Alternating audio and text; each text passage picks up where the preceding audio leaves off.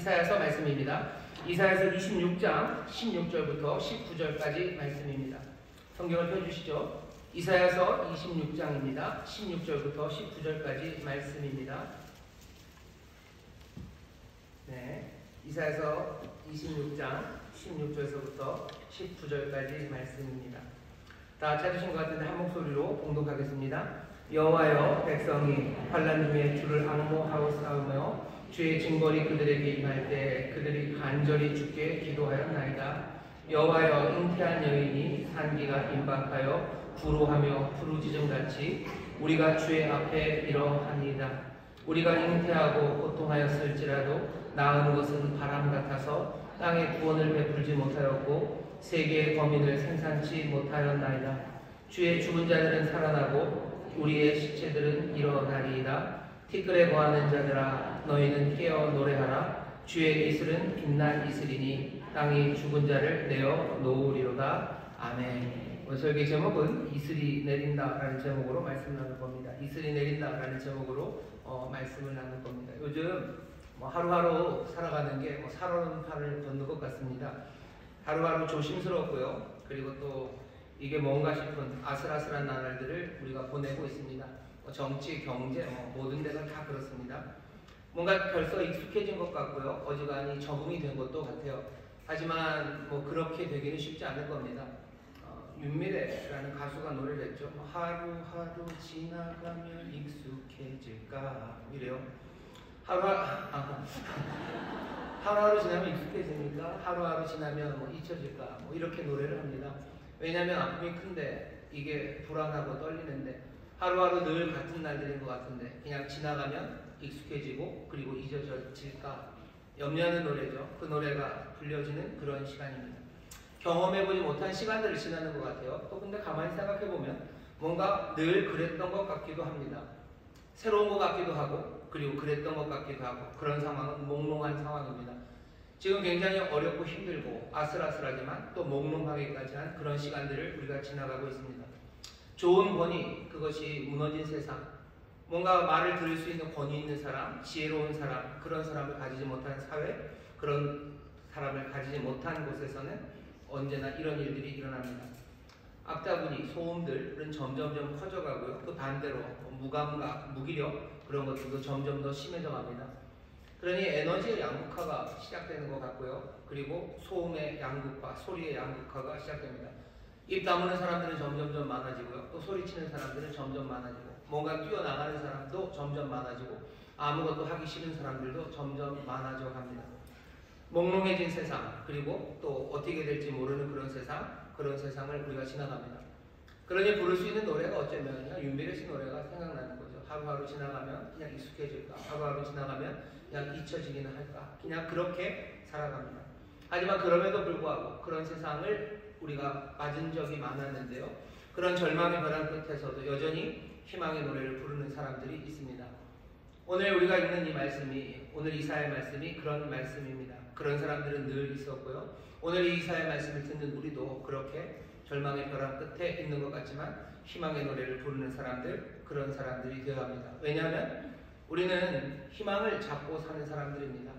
이 밤의 끝을 잡고 사는 사람들은 아니에요. 희망을 잡고 사는 사람들이고 소망과 구원이 되신 예수님, 우리 주님을 붙잡고 살아가는 사람들이기 때문에 그렇습니다. 오늘 말씀을 통해서 주님이 정말 아슬아슬한 세상, 몽롱한 세상, 그리고 뭔가 양극화되어서 시끄럽기도 하고 조용한 것 같기도 한 이 두려움의 세상을 어떻게 살아가야 되는지 그런 사람들에게 주시는 말씀에 귀를 기울여 보려고 합니다. 오늘 우리에게 주신 말씀이 이사야서 26장인데요. 그냥 시간상 본문을 16절서부터 읽었지만 26장 1절은 이렇게 시작됩니다. 제가 읽겠습니다. 그날에 유다 땅에서 이 노래를 부르리라. 그날에 유다 땅에서 이 노래를 부르랍니다.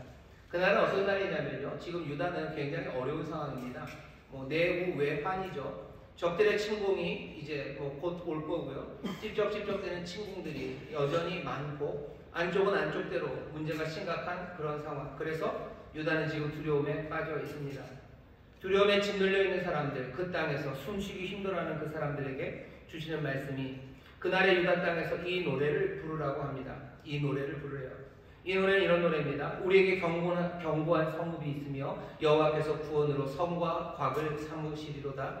너희는 문들을 열고 신을 지키는 의로운 나라로 들어오게 할지어다. 성이 되시고 곽이 되신대요. 여러분 성곽 이런 말 들어보셨죠? 수원 성곽.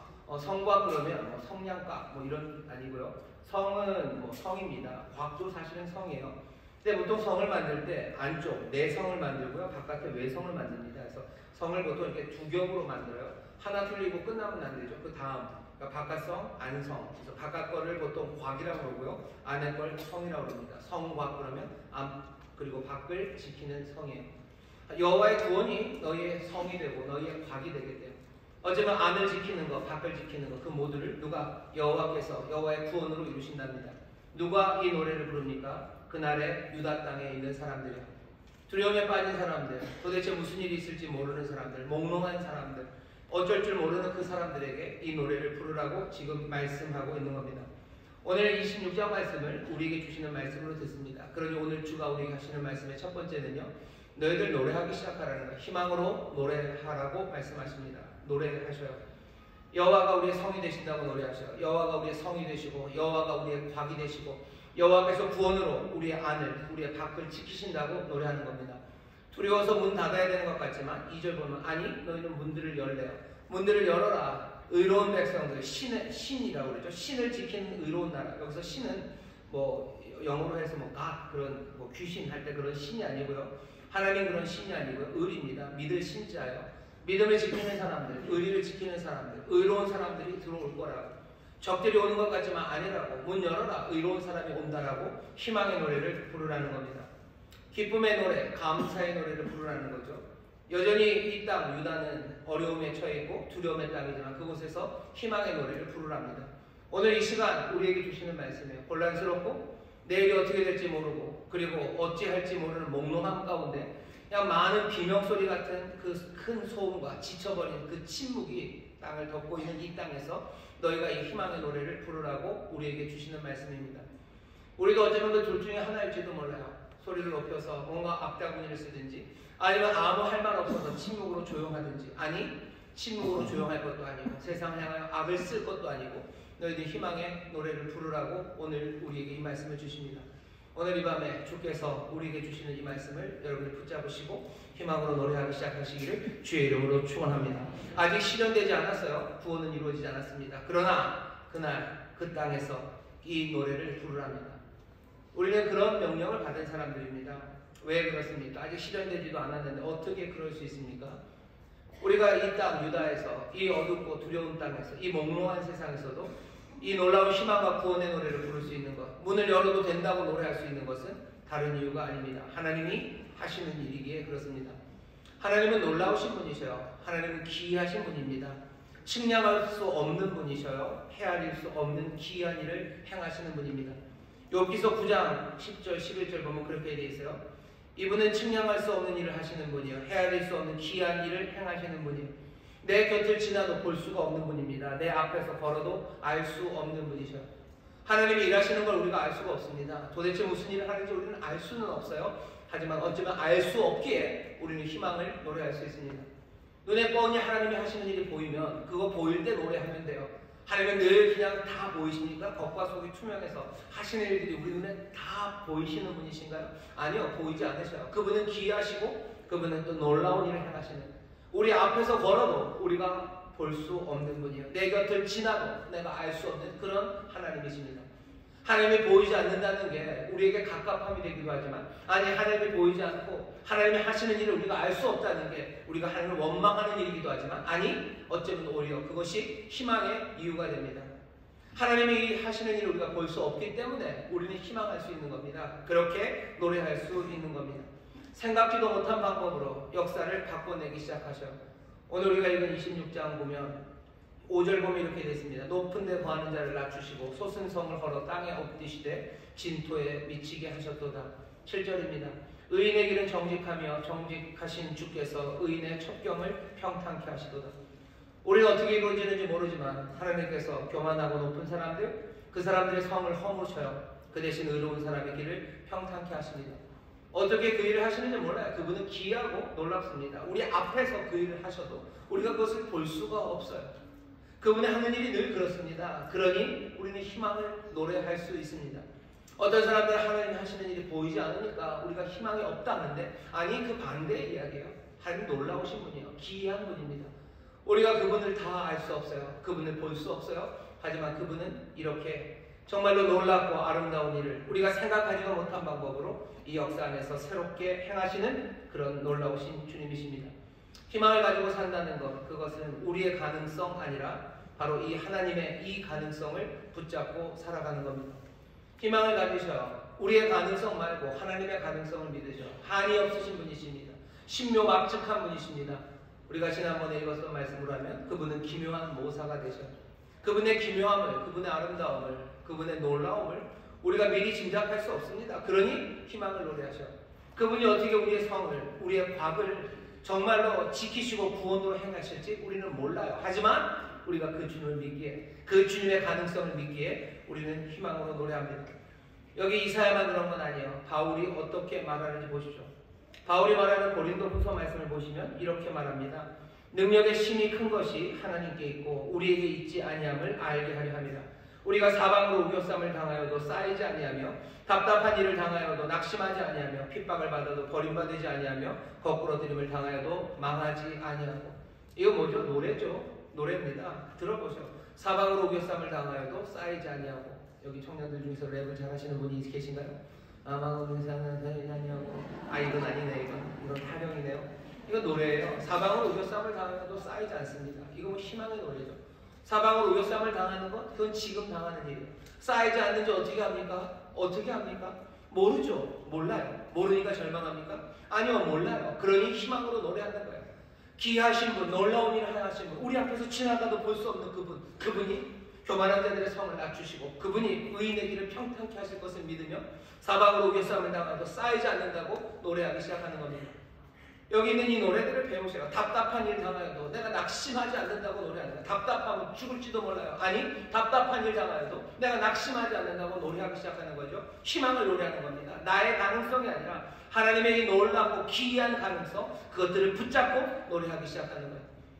아까 그랬죠. 이 밤의 끝을 잡는 거 아닙니다. 우리는 주님을 붙잡는 거예요. 주님의 그런 분이시기에 우리는 희망을 노래할 수 있습니다. 이 고백이 우리 가운데 터져나오기 시작해야 됩니다. 핍박을 받아도 버림받지 않을 거예요. 거꾸로 됨을 당해도 망하지 않을 겁니다.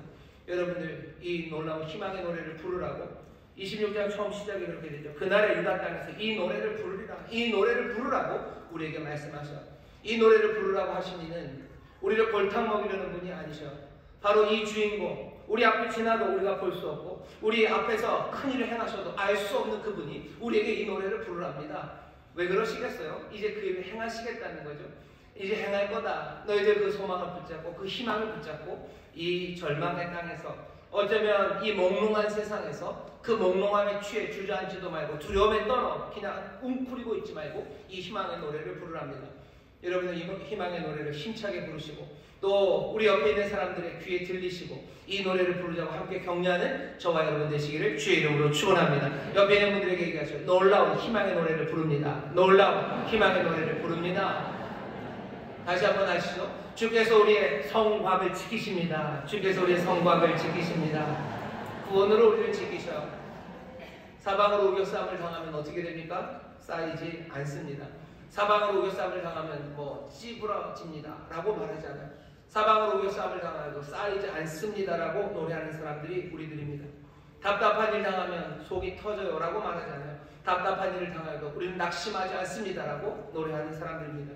핍박을 받으면 나는 지쳐 죽을지도 몰라요가 아니에요. 핍박을 받아도 버림받지 않는다고 노래하는 사람들. 거꾸로 들임을 당하면 내 인생은 끝장이에요 라고 말하지 않아요. 망하지 않는다고 말하는 사람들, 희망의 노래를 부르라고 하십니다. 주님이 우리에게 주시는 말씀이요, 이 노래를 부르는 저와 여러분들이 되어야 할 줄 믿습니다. 오늘 본문을 보면 거기서만 끝나는 건 아니라 희망을 노래합니다. 그리고 어떻게 돼요? 오늘 본문 16절입니다. 여호와여, 백성이 환난 중에 주를 앙모하여 싸우며 주의 징벌이 그들에게 임할 때 그들이 간절히 주께 기도하였나요? 희망을 노래합니다. 그리고는 뭐하죠? 주께 간절히 기도합니다. 환난 중에 주를 앙모합니다. 그리고 간절히 기도합니다. 이 기도는 믿음으로 하는 겁니다. 믿음은 바라는 것들의 실상이요 보이지 못하는 것들의 증거입니다. 보이지 못하는 것들의 증거요 보이지 못하는 것, 안 보이는 것들을 보는 것처럼 하는 겁니다. 보지 못하도록 가려져 있는 게 많죠. 세상의 환경이 가려놨죠. 그리고 어쩌면 무엇든지 간에 하나님 우리에게 주시는 약속, 그 길을 가려놓습니다. 믿음은 뭐죠? 그 모든 것들을 다 꿰뚫고 보는 게 믿음입니다. 그냥 꿰뚫어 보이는 거예요. 믿음은 그래서 강렬합니다. 뒤로 침륜에 빠져서 뒤로 물러나는 게 아니에요. 믿음은 앞으로 가는 거예요. 믿음은 내 발이 앞으로 가는 거기도 하지만 내 시선이 앞으로 가는 겁니다. 내가 안 보여요. 그렇다고 해서 내 시선이, 내 눈이 그냥 눈 감아버리면 그때는 안 돼요. 믿음은 뭡니까? 그냥 뚫어보는 거예요. 저기 보이지 않는 그곳에 있는 그 실상을, 그 증거를 뚫어보고 말겠다는 그것이 믿음입니다. 세상이 깜깜하고 어찌 될지 모릅니다. 믿음으로 살아가는 사람들은 그것들을 꿰뚫어보면 어떻게 합니까? 기도합니다. 내 가능성을 바라보는 것 아니에요. 내 가능성을 바라보는 것 아니에요. 정말로 주가 하신 그 약속을 꿰뚫어보면서 한 걸음 한 걸음 그 일을 향하여 붙들고 기도하며 나가는 사람들, 그 사람들입니다. 앙모하는 거예요. 그리고 기도하는 겁니다. 그냥 기도하면 되지 왜 간절히 기도합니까? 그냥 바라보면 되지 왜 앙모합니까? 왜 그렇게 힘차게 봐야 돼요? 왜 그렇게 꿰뚫고 봐야 돼요? 기도하는데 그냥 한번 말하면 되지 왜 그렇게 간절히 기도해야 됩니까? 이유는 당황스러운 일이 많이 생기기 때문에 그렇습니다. 여기 16절에 그래요. 여호와여 백성이 환난 중에 주를 앙모하였사오며 환난이 많죠. 주의 징벌이 그들에게 임할 때 그들이 간절히 주께 기도하였나이다. 기도하고 희망을 노래하고 기도한다고 해서 단박에 문제가 해결되지 않아요. 당황스러운 일들이 생깁니다. 주의 징벌이 우리에게 와요. 그리고 환난이 여전합니다. 희망을 노래하면 환난이 다 사라지고 하나님 우리를 때렸던 징벌, 우리가 잘못해서 일어났던 모든 결과들이 말끔히 그 노래 한 방에 다 사라져간다면 얼마나 인생이 쉽고 좋겠습니까? 얼마나 꿈만 같겠습니까? 하지만 이사야를 통해서 우리에게 주시는 주님의 말씀은 그만큼 황당한 말씀은 아닙니다. 희망을 노래합니다. 그리고 간절히 기도합니다. 그리고 주를 앙모합니다. 믿음으로 계속해서 꿰뚫고 보려고 하고요. 그리고 간절히 기도하는 것은 당황스러운 일이 우리 가운데 많이 생기기 때문이에요. 세상이 우리를 당황케 합니다. 세상이 우리를 힘들게 만드는 거죠. 여기저기서 예기치 않은 일들이 점점 더 많이 생겨요. 희망의 노래를 부르면 그나마 그냥 유지라도 되면 그러면 조금 더 소망이 있을 텐데 어떤 때는 그냥 유지 정도가 아니라 훨씬 더 어려운 일들이 생기죠. 일은 점점 어려워지기도 시작하고 아니면 그때까지 없었던 문제도 생기기 시작하고 우리를 당황케 하는 일들이 점점 많아집니다. 믿음으로 꿰뚫어 보려고 하면 점점점 그렇죠. 그 기울기가 꼭 그렇게 가파르지 않아도 돼요. 아주 그냥 미세해도 그냥 그 기울기가 어느 정도 생겨서요. 이렇게 보다가는 정말로 내가 뭔가를 볼 것 같은 꼭 그런 상황들이 되면 좋겠는데 아니면 점점점 어두워져 가는 것 같고 점점 더 가로막는 건 커져가는 당황스러운 일들이 우리 가운데 생깁니다. 심지어 하나님께서 우리에게 징벌하셨다는 것들이 점점 더 분명해지는 그런 상황들이 우리에게 닥칩니다. 세상에서 벌어지는 일들이 우리를 당황스럽게 할 뿐만 아니라 때로는 우리 자신을 당황스럽게 만듭니다. 왜냐하면 희망의 노래를 부르고 믿음으로 정말로 꿰뚫어보며 간절히 기도하며 나가고 있는데 내 안에 그냥 믿음이 아니라 갑자기 의심이 불쑥불쑥 솟아오르는 거죠. 갑자기 내 마음이 철렁하고 그냥 내가 모든 믿음을 잃은 것처럼 내가 내 자신에게 당황스러운 그런 상황들이 생깁니다. 내가 나 자신에게 당황스러울 뿐만 아니라 믿었던 믿음의 성도들에게서 내가 당황스러움을 보게 돼요. 나를 격려했던 많은 사람들이 이제 포기하라고 말하기 시작하고 나의 믿음을 격려하고 어쩌면 나의 믿음의 본이 되었던 사람, 그 사람이 오히려 희망을 노래하기는커녕 오히려 절망으로 침묵에 빠져들어가기 시작하고 믿음으로 꿰뚫어보기는커녕 오히려 눈을 돌려서 세상 그냥 그리로 따라가는 그 모습들이 우리를 당황스럽게 합니다. 나 자신이 나를 당황스럽게도 하고 내 주위에 있었던 믿음의 형제 자매들이 나를 당황스럽게도 하고 세상에 여러 가지 벌어지는 사건들과 상황들이 나를 당황스럽게 해요. 그러니 어떻게 기도합니까? 간절히 기도해야 됩니다. 간절히 기도하셔야 돼요. 간절히 기도하는 거 여러 의미가 있겠지만 적어도 여기 쓰여있는 이 단어는요, 이 간절함이라는 이야기는 쏟아 붓는다는 뜻입니다. 기도를 붓는 거예요. 그냥 붓는 수밖에 없죠. 그냥 작고 어쩌면 단선율처럼 그냥 이렇게 주르르르 가는 기도로는 안 돼요. 왜? 내가 당황스러운 게 너무 많죠. 가로막는 게 너무 많죠. 그러니 어떻게 해야 돼요? 그냥 부어야 되는 거예요. 불이 조금 붙습니다. 그러면 조금만 해도 꺼져요. 하지만 그 불이 갑자기 감당할 수 없게 타오르기 시작하면 어떻게 해요? 그냥 뭐라도 부어야 되죠. 물이라도 붓고 뭐라도 붓고 뭘 쏟아 부어야 문제가 해결됩니다. 간절히 기도합니다. 쏟아 부으며 기도합니다. 앙모한다는 건 무슨 뜻입니까? 앙모한다는 건 찾아간다는 뜻이에요. 내가 주를 앙모합니다 라는 건 그냥 뭐 이렇게 계속 바라보는 것만은 아니고요. 내가 방문한다는 뜻입니다. 내가 주님을 방문해요. 내가 주님을 찾습니다. 주님을 찾으며 기도하는 거예요. 내가 주를 앙모합니다. 내가 주님을 찾습니다. 주를 찾으러 나오는 거죠. 기도를 쏟아붓기 시작하는 거죠. 그게 어쩌면 이 두려움의 세상에서 희망의 노래를 부르라고 하는 그 사람들이 또 해야 되는 일입니다. 간절히 기도하셔요. 간절히 기도하십시오. 그냥 쏟아 부으며 기도하셔요. 주님을 찾으며 기도해요. 간절히 나를 찾는 자가 나를 만난다고 하지 않으십니까? 주를 찾기 위해서 여러분들 금요철에 나오는 거예요. 또 어떻게 찾습니까? 주를 찾을 때 그냥 두리번으로 찾습니까? 여러분들 아이를 잃어버렸어요. 아이 잃어버리면 어떻게 찾습니까? 두리번 맨눈으로 그냥 훑으며 찾아요. 어쩌면 그게 더 효과적일지 모르겠습니다만은 어머니들은 그렇게 찾을 수 없어요. 그냥 발을 동동 구르는 거죠. 두리번거릴 뿐만 아니라 온 마음이 다 쏟아져 나오는 것처럼 자녀를 찾기 위해, 내 아이를 찾기 위해 달려가기 시작합니다. 주의 전으로 달려나오는 사람들이 있어요. 꼭 하나님의 기도를 꼭 교회 와서 해야 되나, 내가 있는 어느 곳에서나 해도 다 듣는다. 맞아요. 들으십니다. 하지만 그렇게 생각하시는 분들은 그렇게 하시면 돼요. 주를 찾아서 달려나오는 사람들에게는 뭐라고 얘기하지 마셔요. 주가 내가 어디서든지 기도해도 내 기도를 들으신다. 그 믿음을 어디서든지 기도하십시오. 하지만 정말로 당황스러운 상황에서 어쩔 줄 몰라서 앙모하며 주를 찾아 나오는 사람들, 기도를 쏟아 부어야 되는 그 사람들의 기도에 대해서 뭐라고 하지 마셔요. 왜? 쏟아 부어야 되는 기도들이 있고 간절히 주를 찾아 앙모하며 간구해야 되는 그런 사람들이 있는 거예요.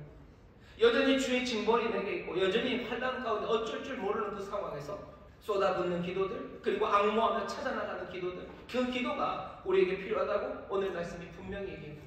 그렇게 기도합니다. 희망의 노래를 하는 사람들, 그 주의 백성들은 그 환난 중에 주를 앙모합니다. 환난 중에 주를 찾아 나서고요. 또 그 하나님의 징벌이 여전한 그때 이 사람이 어떻게 간절히 기도를 쏟아 부으면서 하나님 앞에 부르짖고 하나님 앞에 매달리는 것, 그것이 이 사람들이 하는 일입니다. 희망의 노래를 부르라고 얘기하셔. 여기 희망의 노래를 부르는 사람들은 어쩌면 자동적으로 이 간절함과 그리고 이 앙모함 이리로 나올 수밖에 없어요. 희망이 다 사라진 사람들은 간절히 기도하지 않습니다. 희망의 노래를 부르지 않는 사람들은 주를 앙모하며 나가지 않습니다. 하지만 이 희망의 노래를 부르는 사람들, 이 희망의 주님을 붙잡고서 이 노래를 부르기 시작한 사람들, 이 사람들이 하나님 앞에 나와서 간절히 기도하고 쏟아부으며 기도하고 주를 찾으며 달려 나오는 겁니다. 희망의 노래, 희망의 주님을 붙잡으시고 내 가능성이 아니라 놀랍고 기이하신 하나님의 가능성, 그것 붙잡으시고 노래하기 시작하시며 여러분들 간절히 기도하시고 주님을 앙모하시기를 주의 이름으로 축원합니다. 그게 우리가 걸어가는 길이에요. 그 다음에 어떻게 합니까? 그 다음 17절입니다. 잉태한 여인이 산기가 임박하여 구로하며 부르짖음 같이 우리가 주의 앞에 이러합니다. 부르짖죠. 그러면 좀 좋은 일이 있어야 되죠. 근데 18절 보세요. 우리가 잉태하고 고통하였을지라도 낳은 것은 바람 같아서 땅에 구원을 베풀지 못하였고 세계의 범인을 생산치 못하였나이다. 여기 세 번째 이야기는요, 어쩌면 세상에서 가장 슬픈 이야기입니다. 부르짖고 찾고 그렇게 산고의 수고로 온갖 힘을 다 씁니다. 그런데 아기를 낳을 수 없어요. 낳은 것은 바람입니다. 아이가 나와야 되는데 그냥 바람만 나와요. 이게 뭐죠? 우리가 구원을 베풀지도 못하고 세계의 거민을 생산치도 못했어요. 부르짖고 뭔가 모든 힘을 다해서 다 수고하고 애쓰지만 결과는 아무것도 없습니다. 바람만 나올 뿐입니다. 생명을 낳지 못해요. 창조적인 삶, 그런 거 안 됩니다. 이건 절절한 고백이에요. 절절한 고백입니다.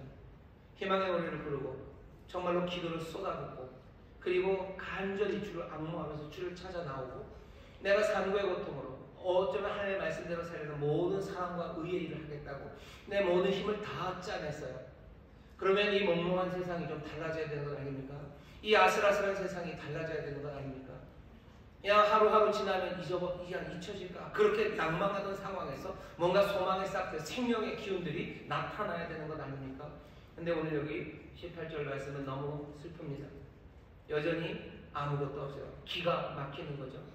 고생은 하는데 정말로 산고의 고통으로 뭔가 이루겠다고 변화를 만들어내겠다고 힘쓰는데 여전히 아무것도 만들어지지 않습니다. 세상에 하는 일들이 그렇죠. 뭔가를 하겠다고 뛰어다니는데 여전히 정쟁은 멈추지 않아요. 언론은 계속해서 갈등을 증폭시키고 내소들, 비아냥들, 혐오 이런 것만 쌓입니다. 우리도 하나님의 말씀대로 살아보겠다고 내 가정에서 막 눈물 흘리고 매달리고 희망의 노래를 부르고 할 수 있는 순종으로 내가 산고를 정말 이를 악물고 내 모든 힘을 다해서 뭔가를 만들어내려고 해요. 하지만 아무것도 없어요. 바람뿐입니다. 불쌍하죠. 딱하죠. 세상에 이렇게 기막힌 상황이 어디 있습니까? 세상에 이렇게 불쌍한 사람이 어디 있습니까? 그러니까 사람들이 하는 거 아니에요? 그러게 내가 뭘 했냐고 사람들이 하는 말 우리가 많이 들어요.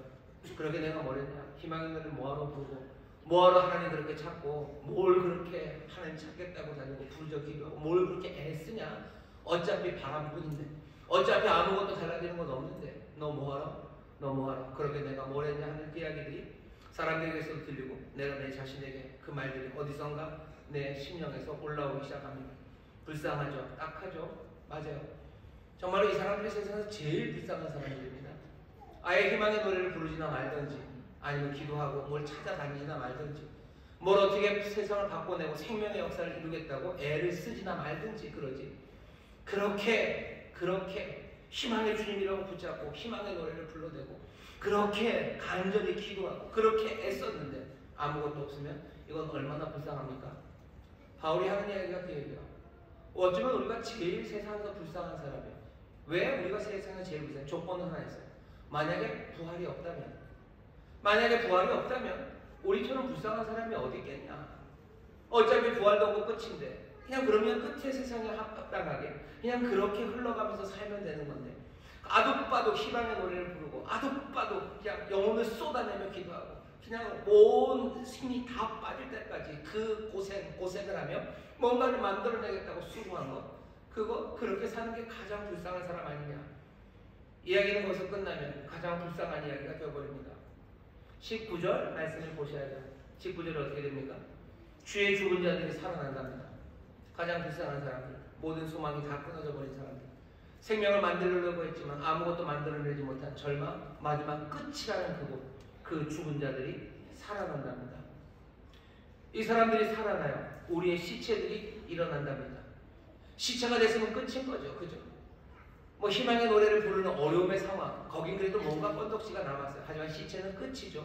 죽은 건 끝이죠. 희망의 노래를 불러봐야, 간절히 기도해봐야, 산고의 고통으로 뭔가를 만들어내려고 해봐야 죽었어요. 그럼 끝 아닙니까? 절망의 그 끝에서 19절에 하는 이야기는 어쩌면 말도 안 되는 이야기를 지금 시작합니다.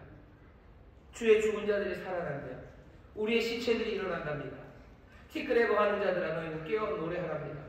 주의 이슬은 빛난 이슬이니 땅이 죽은 자를 내어 놓으리로다. 죽은 자가 살아난다고 선포하기 시작하는 거예요. 죄에 앉아있는 사람들, 다 끝났다고 생각하는 사람들, 그 사람들에게 주시는 말씀입니다. 어떻게 땅이 죽은 자를 다시 토해냅니까? 19절의 말씀이에요. 주의 이슬은 빛난 이슬입니다. 주의 이슬이 살려낼 거랍니다. 오늘 설교의 제목이요. 이슬이 내립니다. 이 가장 불쌍하고 딱한 사람들, 이 불쌍하고 딱한 상황은 가장 절망적인 상황이에요. 하지만 이 불쌍하고 딱한 상황들, 그 상황을 보고 계시는 분이 계셔요. 그 불쌍하다고 여기시는 분이 계셔요. 그리고 그분은 빛난 이슬이십니다. 그분은 생명의 이슬이셔. 생명의 이슬이 되어 우리 가운데 오시는 분이십니다. 주님의 백성 가운데 기적이 일어납니다. 오늘 우리에게 주시는 소망의 말씀이요. 이슬이 내려 죽은 사람 살아나고 시체 일어나고 땅에 죽은 자들을 내기 시작합니다. 생기를 불어넣으셔 살려내기 시작하십니다. 생기를 내시고 또 이 이슬은 일어서게 하는 거죠. 일어서며 라고 말합니다. 애굽에 있었던 이스라엘 백성들이 일어섭니다. 에스겔 골짜기 그 해골들 그 뼈다귀만 있었던 거기에 그 생기를 향해 태어나기 시작했을 때 그 뼈들이 일어서기 시작해요. 일어서고 살리는 그 이슬을 내리겠다고 말씀하셔. 이건 갑작스럽죠.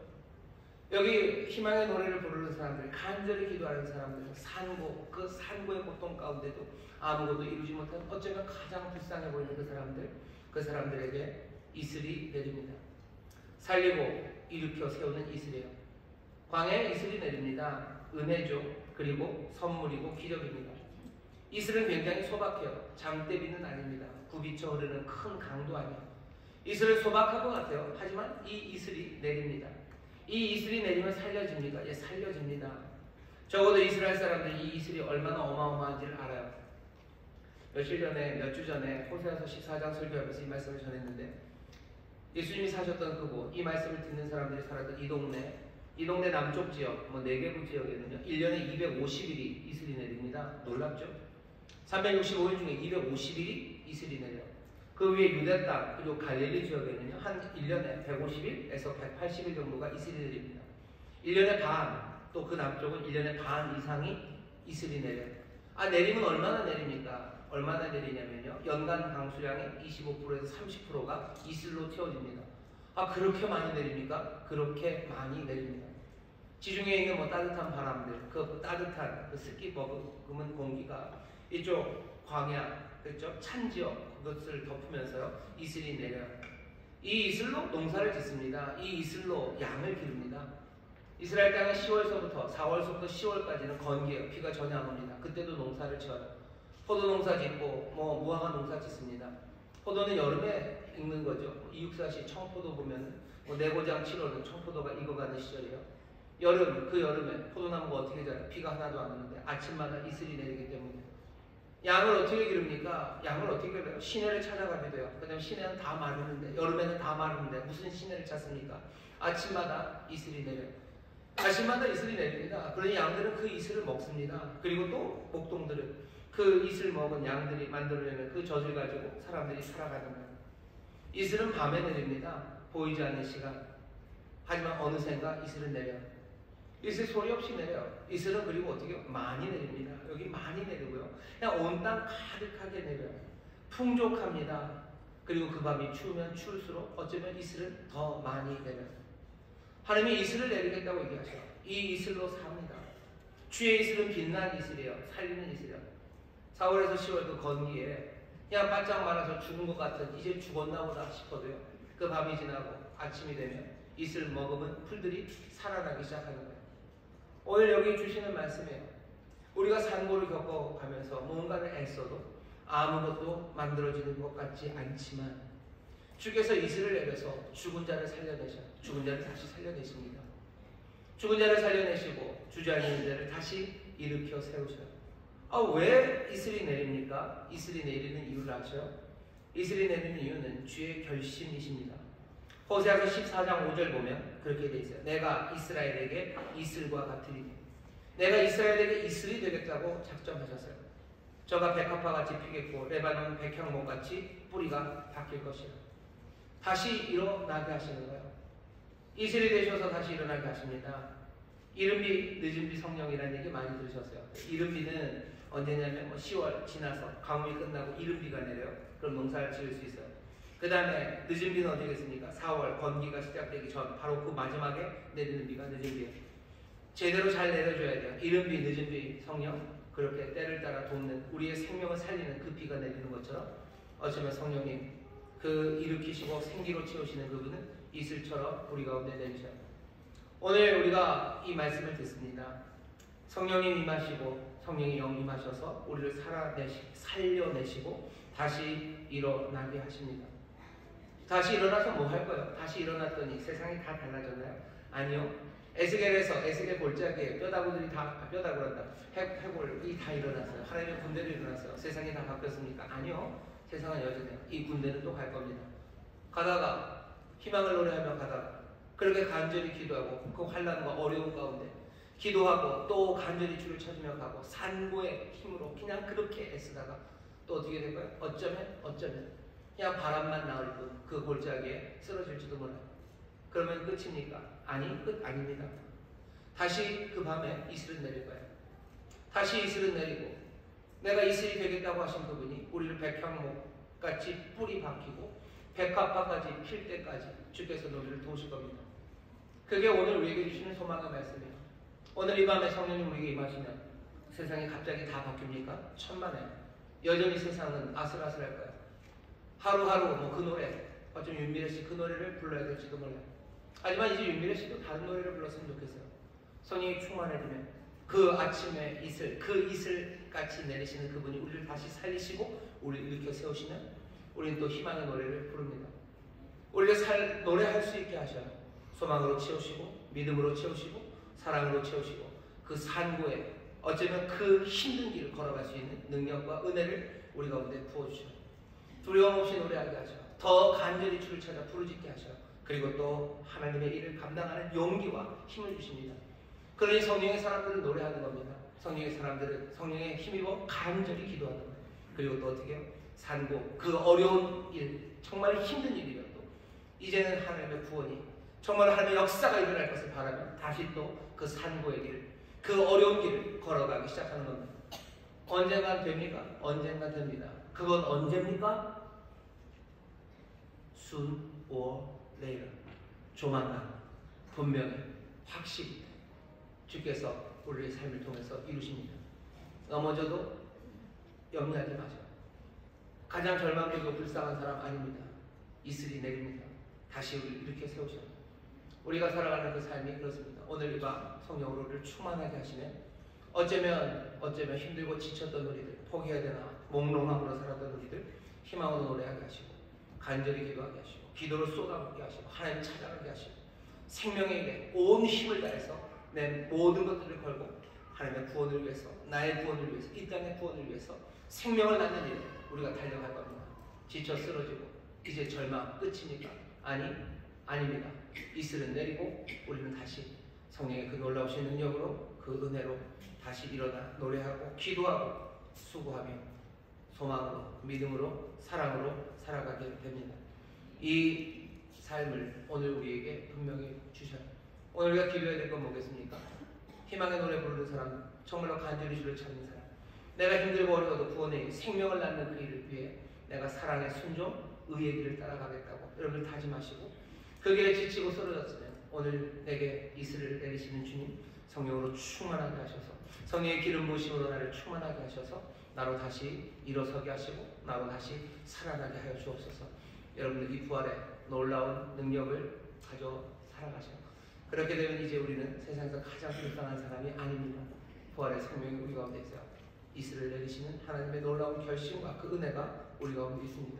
그러니 바로 우리가 세상에서 가장 복된 사람들이고 정말로 이 땅을 하나님의 자녀답게 의미 있게 정말로 감사와 감격, 기쁨으로 살아갈 수 있는 하나님의 귀한 복을 받은 사람들인 줄 믿습니다. 이 귀한 이슬이 오늘 우리 가운데 내립니다. 이 성령이 충만하게 우리 가운데 임합니다. 다시 생기로 가득 차 일어나 희망을 노래하시고 간절히 기도하시고 또 생명을 낳고 구원을 이루는 그 산고의 고통에도 두려움 없이 함께 나가는 여러분 되시기를 주의 이름으로 축원합니다. 주의 이름으로 축원합니다. 기도하게 하나님 감사합니다. 이슬이 내립니다.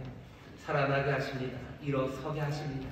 끝이라고 생각되는 죽었다고 생각했던 그곳 시체가 일어납니다. 죽은 자들이 살아납니다. 아버지는 티끌에 구하는 자들은 깨어 노래하기 시작합니다. 땅이 죽은 자를 내어놓습니다. 이슬 내리기 때문입니다. 오늘 이 놀라우신 은혜가 성령의 충만함이 우리 가운데 임하게 하여 주시사 아버지 죽은 자와 같이 아버지 안에 낭만하고 주저앉은 자들 생기로 일으켜 세워 주옵시고 다시 한번 주께 소망을 두며 정말로 믿음으로 주 앞에 간구하며 또 맡겨주신 일들 힘을 다하고 마음을 다하고 정성을 다하여 다시 한번 달려나가는 하나님의 사람들이 되게 하여 주옵소서. 감사드리는 예수님 이름으로 기도하옵나이다. 아멘. 우리 찬송 한 장 부르시고 기도하실 텐데요. 찬송가 172장입니다. 빈들의 마른 불같이 우리 찬송하시고